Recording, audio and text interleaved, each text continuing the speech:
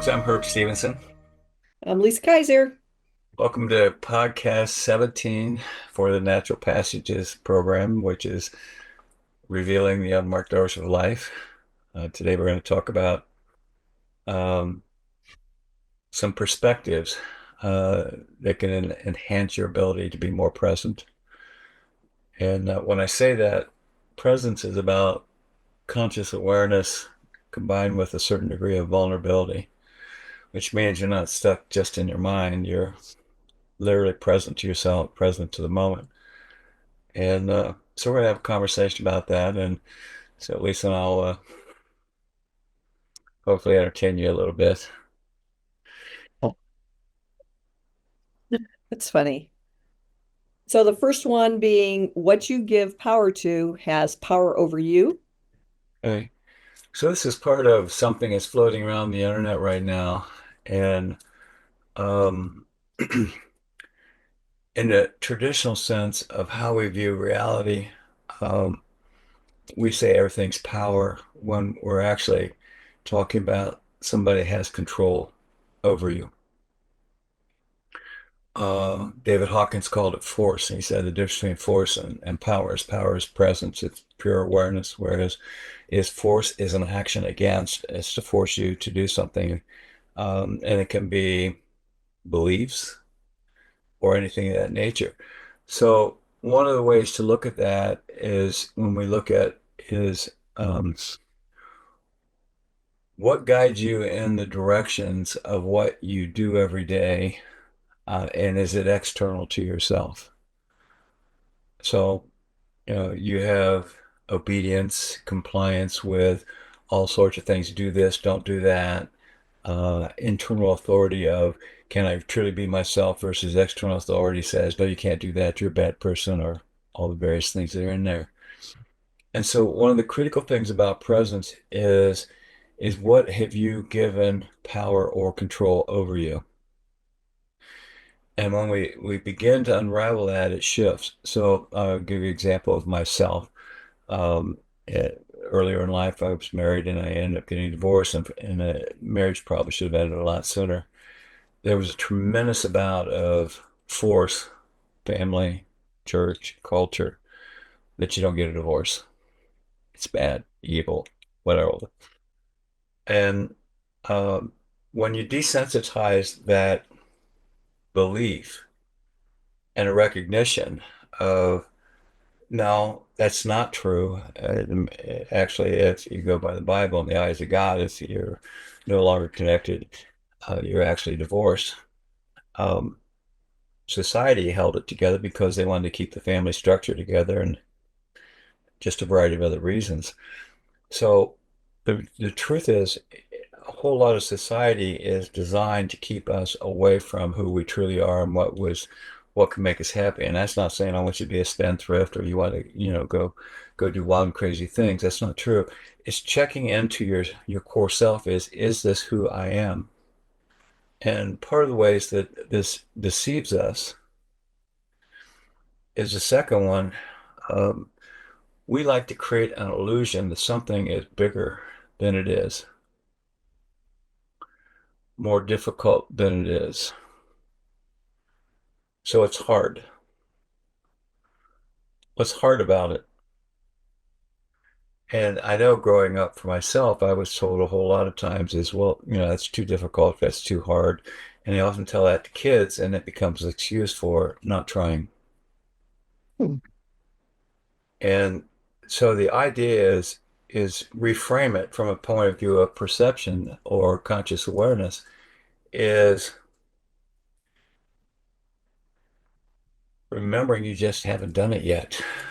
I'll give you an example of that one also. One of the things that not trying also becomes an excuse for not doing, uh, or saying too hard.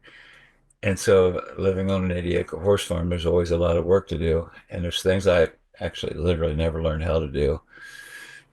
And recently I've gone on this of it's not it's hard. I've never done before. And so what? If I don't do it right, I learned something. And as a result, I'm finding is doing a lot more physical activity has been very helpful to me, even though we're in the middle of winter. So the idea is if you constantly catch yourself using what I call loaded words like hard, good, interesting, unravel what that means to you, and you'll find out why it's either supporting you or supporting you not to do something. Wasn't there also that saying, we make it hard? Well, Something it in ties to that. We do. We make it hard because we think it's going to be hard, or we're afraid we're going to fail. We're afraid that something bad's going to happen. That's always my favorite. I mean, think about all the things out there that prevents us from doing things. I'm waiting for the other shoe to drop. Well, good. I'll have two. But isn't there also something about, I mean, there's some sort of not standard, but um, acceptance of acting a certain way, you know, out in society. Sure. Like to decipher the differences of what's stifling me or stifling us, or Well, there's a combination of this. I want to unravel this a little bit. There's a very large bias about there about you can't be good at more than one thing. Think about athletes. It used to be is you had to be a one sport person. You might in high school play several, but you had to pick. And there's been breaking that, and you can't be a fielder and a pitcher, even though Babe Ruth years ago proved you could be both and do very good at it. Now we have Otani Shohei doing the same thing. There's a bias that out there that leans against us that says you can't be more than one thing. Uh, Again, I'll use myself as an example. You know, I have a global consulting practice, which um, most people say should be sufficient. That's who you are. Well, no, it's what I do. I teach Native American spirituality. That should be enough. No, that's something I do. It's part of me, but it's what I do. I teach a men's program. It's the same thing as one day I sit down and said, well, these are all my interests. Why can't I do all of them? And I actually had several business people saying how the hell do you do that? I said, what do you mean? They said, you do all these things and you just move through it effortlessly. And I said, because I don't limit myself as saying I can only be one or the other. which I've noticed being in different groups where I've been at one of your business model workshops and then also been at shamanics and now healing done, that you are the same person and say the same thing all the way through. Right. See, but we think we have to be different or we have to speak the jargon. And when you get absolute clarity about being present to yourself and you realize your power is your presence, and your presence is based on fully accepting who you are, not who you're supposed to be. It shifts everything. And and that's the most interesting thing to me is how we trap ourselves or we are put into a trap. A number of clients that I've worked with that struggle with this exact same issue is of, well, I can't do that. And I said, well, why can't you do that? What's the worst thing that could happen if you did that? What would happen if we just simply tried it? And next thing you know, they come back and say it worked, it was successful. And that breaks the chains or beliefs because that's a whole lot of it is we've been told, well, you can't do that. And you can. You just have to decide, are there going to be people not like you? Sure. When I, excuse me, gave up three-piece pinstripe suits and every day, and there was people who didn't like that. And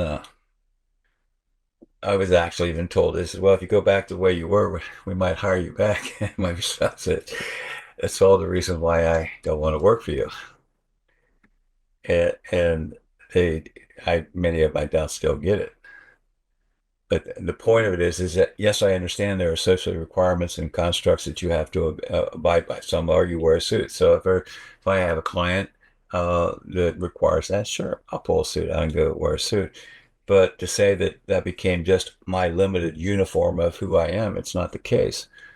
And that's where society has changed a lot. I mean, blue jeans and sport coats now considered business casual. There's just a lot of things that have shifted, but I've been doing it for a whole lot longer than it was acceptable. And it was, if I'm comfortable, they'll be comfortable. And the interesting part was that's exactly what happened. And it is easier. The more that I relax into myself, the more I allow myself to just be with others. Yes. And that's the interesting part because we keep abandoning ourselves. We fall back into the trap that we just got out of. And if so, when I relax, I meditate, or I do various things that allows me to just simply be in the present moment, it's much easier. I'm clear about life. I get less interrupted. I'm less judgmental. All those things are true for everybody. And that's why, 5 minutes of quiet time every day, if that's a minimum requirement I ask of anybody that I work with.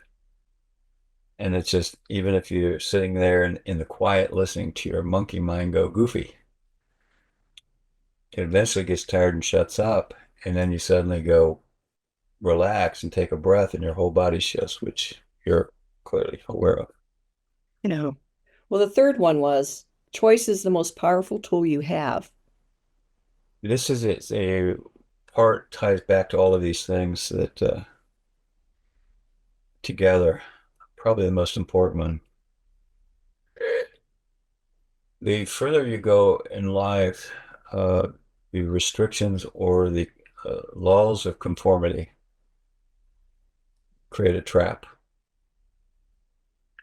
And it says you don't have a choice. We give lip service, yeah, you have a choice. But we really say we don't have a choice. So I can't do this or I can't do that because, and it could be a mortgage or just a variety of other things.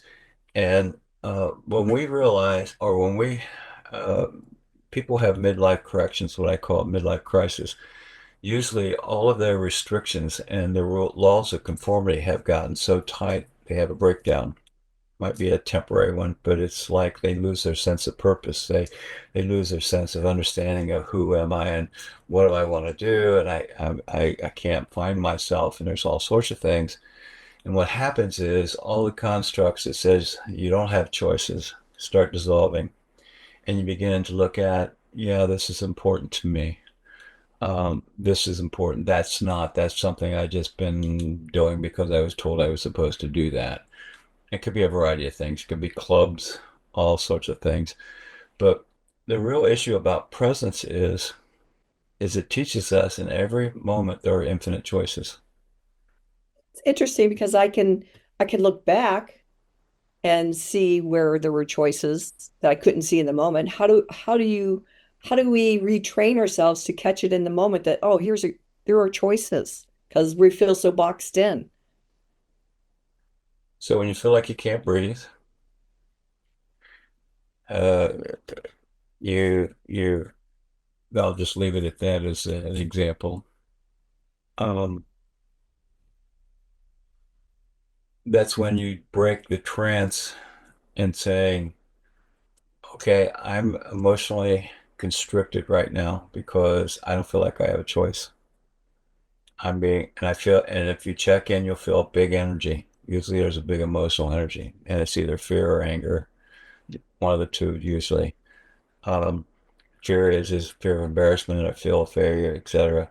Anger is I'm being forced to do the damn thing I absolutely hate to do, and I feel like I have no choice. Um, I so guess, oh, I good. guess if I have to, would that be something in my, if like I have to do this, but, or if there's a but in it, or Sure.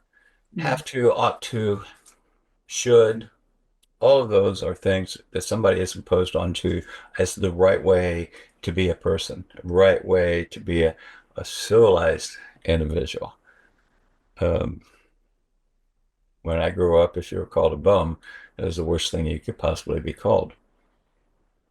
And it was the idea was is you're a totally irresponsible person and you don't want to conform to society and you're making bad choices. And now we have homeless and we realize that 50% of them, 60% of them, maybe 70% of them, it wasn't a choice. It was they didn't have a choice. They got forced out, lost a job, mental illness, variety of other things. But the thing that's most important, why presence is so critical in this time and era, is there's all these countervailing attitudes, fake news, and all this crazy stuff. All of it's designed to misguide, misdirect you away from yourself. If you get highly sensitized and emotional on one side or the other, you're not present. You're hooked into a set of values that you've bought hook, line, and sinker into instead of what are the facts and what are the choices and how does it affect me? And if I do that on a day-to-day basis, if you go back, and one of the ways to look at this is even though at a certain level of the country, each presidency has an impact on people, a whole lot of the government, the bureaucracy doesn't change. It can't change. A president does not have that much authority. He can make a whole lot of stories and agitate the hell out of people and threaten all sorts of things. But when it really comes down to it, if you only focus on is what do I need to do to take care of myself and my family, if you have a family, and be the true person I want to be, what ends up happening is you end up not watching all that crazy news and you only focus on, my reality. And I can only control and influence so much and all that out there, I can't do anything about it. So why throw emotional craziness into a pot of witch's brew instead of saying, how do I stay fully present to myself? And if I'm not happy with the country, then next time around you have a choice to vote again. Hmm. Yeah, I'm thinking about the choice and reward. Like, what is my reward? I mean, it's been financial or for business or, all those kind of things. But now it feels so much different as far as what I do want to get from my choices. Hope so. Yeah. When we grow, we suddenly realize there's real value out there. I talked to this in different podcasts. Um, when the shoulds stop superseding, for example, being a workaholic instead of a father, because it's instead, which is when we get into the crazy part about force. There is no relationship at home. But when I support the executive to get more present with some of the examples I've given in the past, make eye contact, things like that, and relational type of things, suddenly they find that the kids soften. Not all, but majority of my clients have. And so the point of it is when you let go of the shoulds, which is I have to work this many hours, I have to get all this done. I always come down to is it's an interesting thing, and I always know it doesn't matter if you work 8 hours, 10 hours, 12 hours, 20 hours. There's always work tomorrow waiting for you. So where's the should in that? Yeah. And as long as you're doing the best you possibly can, and I've gotten a lot of clients going back to 40 hours a week. And the funny part is they're more productive at 40 hours than they were at 60 hours. Well, it's that whole idea of doing one good thing instead of a little here, a little there, that you get distracted. Sure. Well, they've proven now multitasking is the most mediocre, inefficient form of performance. But in our mind, our illusion is look how productive I am. I can juggle 47 balls now just because I had to switch the balls from eggs because I kept dropping too many. But Yeah. it's true. And we've done this and it's crazy. And it was interesting. McKinsey just did a study recently and about leadership skills or what are the most effective leadership skills. And one of the questions is command and control or dominant type of leadership still necessary in today's environment? And the results were is no. That had to have shifted with everyone work a lot more working at home, which is self-regulating what you're doing.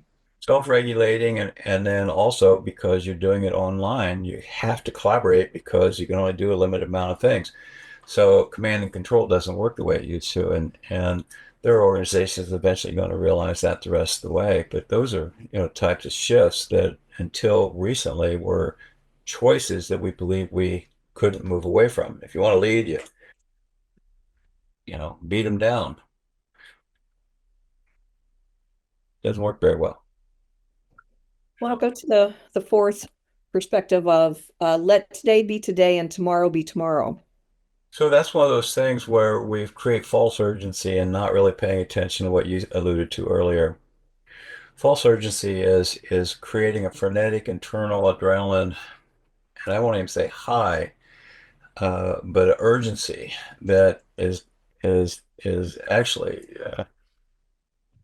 harmful to your health, mental health, physical health, and your well-being, and it prevents you actually from being productive. So the idea of this is if you're just totally present to what it is you're doing, goes back to the Buddhist book. I think it's called Chop Wood, Carry Water. Whatever you're doing, that's what you do until that's done. And by doing it, you will do it well. But not only that, you will get more done because that's all you were doing. And we've got this crazy illusion out there that you got to do all these things. And one of the fastest ways that I can give you an example of just how inefficient that thinking is and multitasking is when I work with groups, I require phones off and computers off. And I'm doing it by virtual screens on. And you talk about people getting upset because they want to be doing something else, acting like they're attending the meeting. And a lot of meetings now have supported that by creating agendas that tells them when they can expect to be needed. And so they're doing all these other things. And I'm not interested in that. If you're not interested in being there, say you're not interested in go do something else. I'm fine with that. But it's interesting how many places, because of how COVID led us to remote, that we turn all the screens off. That's the least productive thing you can do because it pretty much guarantees they're going to turn the microphone off and they're going to do a whole lot of other things, including taking phone calls. I defeats the whole purpose. I don't even. Yes, it does. So when you say let today be today and tomorrow be tomorrow, I would prefer it goes even further. Just be present to the moment. Don't worry about the rest of it until something tells you that you need to redirect your attention.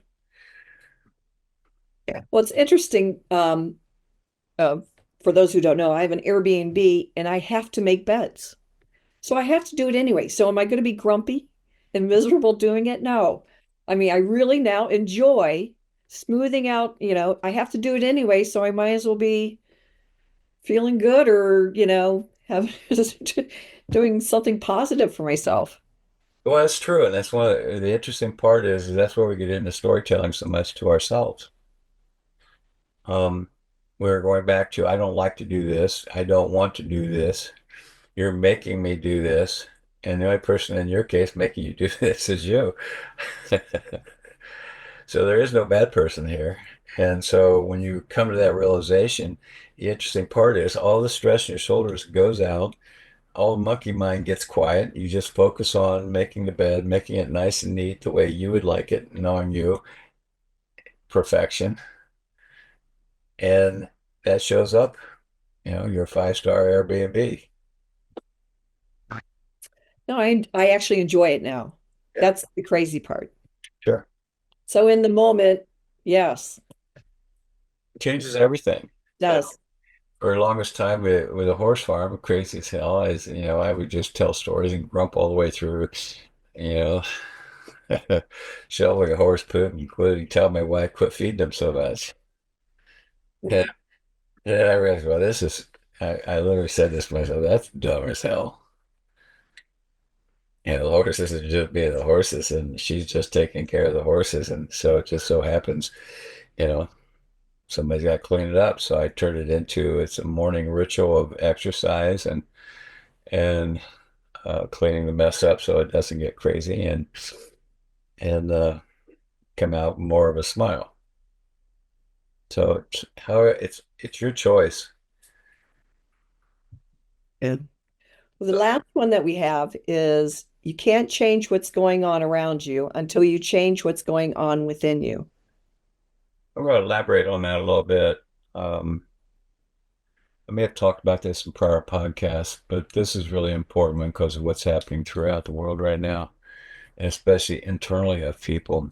There's a whole lot of people feeling frenetic energy and insecure, and we don't really know what's going on. Uh, and it goes back to what I said a little bit ago: is focus on yourself and what you need to do, and you can pay attention out there, but don't make it so personal. So Vic Ordaz is a Shawnee elder I'd met probably 40 years ago. And he was sharing his teachings with me and gave me permission to talk about this. And the Shawnee has, and I'm sure other tribes have the same thing, but these are very old. And the idea is, it's funny to me because um, we think modern man invented models of change, and these have been around 10,000 years. Um, But the four laws of change basically it comes down to this, and this is the elaboration of what you just said. But the first thing comes out of change comes from within.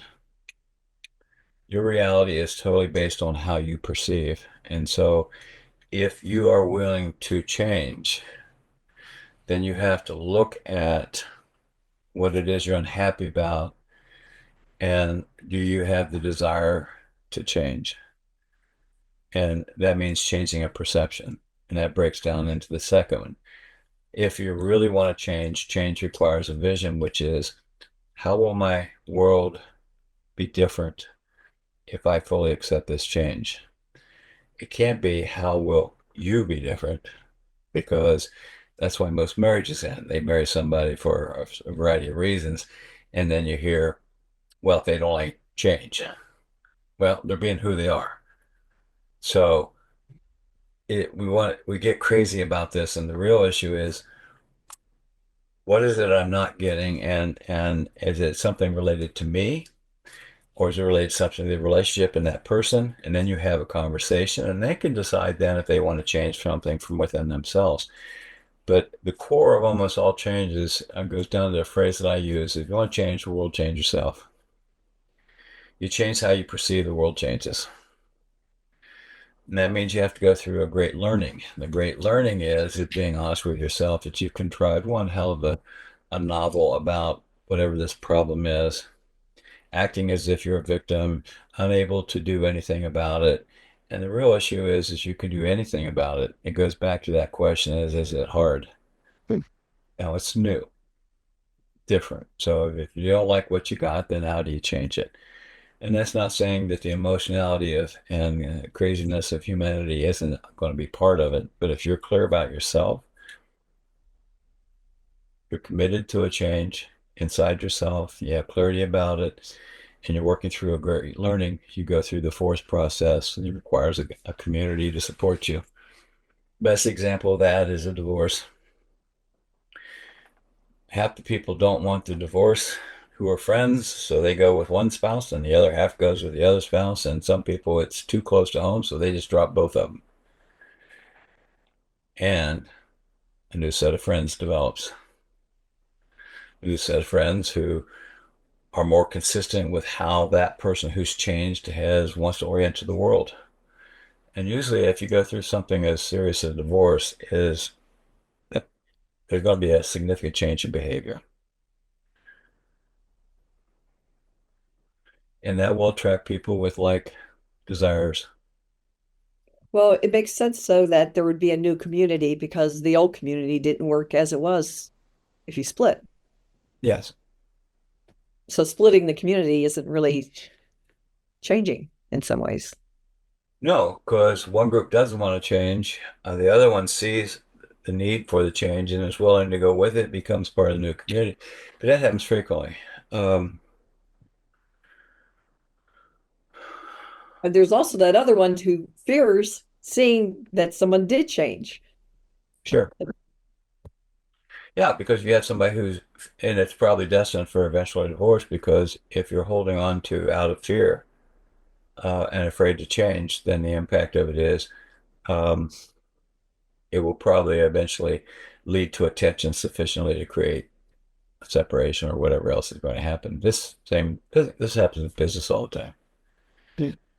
They'll buy a business and not properly understand how to integrate it, either leave it standalone because it's really successful as itself, or they come up with this idea of we're going to save all this money because we're going to get all these economies of scale, and they try to change the culture, and the whole thing falls apart. And it's just amazing to me how many times that happens is nobody's paying attention to this. What do we have? What's our differences? What's our strengths and weaknesses? And are we smarter to keep them apart, or are we smarter to bring them in? Because if if the integration doesn't work, there is no such thing as economies of scales. There's just further losses. And that's when you have the sell-off. Quaker Oats is a classic example of that. Rubbermaid was another example of that in big business, where they weren't changing with the markets. And in Quaker's case, acquired a beverage company, a tea company, I can't remember what it was, and it ended up creating all sorts of problems. And they ended up having to sell themselves out. So their brand still exists, but the independence doesn't. This happens in day-to-day life all the time is if we do not allow somebody to grow, they will eventually have to leave us unless we can allow them to grow, to realize there's still plenty of relationship between us. But if we don't allow that, that's when people get frustrated until I can't breathe. I'm trapped and I don't have a choice. Any thoughts further, Lisa?